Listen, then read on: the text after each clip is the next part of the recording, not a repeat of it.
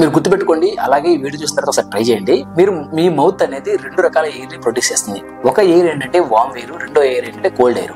So ఎలా వామ్ air ఎలా cold air produce చేస్తారు అనుకుంటే, మీరు ఎప్పుడైనా సరే వెన్ యూ సే హా అంటే మీ మౌత్ నుంచి వామ్ ఎయిర్ వస్తుంది. అలా కాకుండా మీకు ఎప్పుడైనా సరే కోల్డ్ ఎయిర్ కావాలంటే హూ అనాలి. సో హూ అన్నప్పుడు మీకు కోల్డ్ ఎయిర్ వస్తుంది.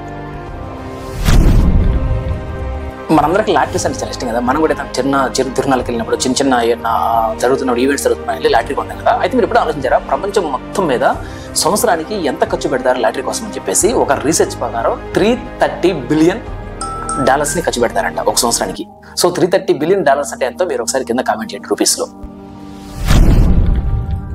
మనందరం తెలుసు కదా, మన బాడీలోనే అత్యంత స్ట్రాంగెస్ట్ బోన్ ఏంటి తెలుసు కదా, ఫీమర్ బోన్. ఇది ఎక్కడ ఉంటుంది, మన దైలో ఉంటుంది కదా. అయితే గుర్తుపెట్టుకోండి, మన హ్యూమన్ బాడీలో ఉన్న ఫీమర్ బోన్ అనేది it is stronger than concrete.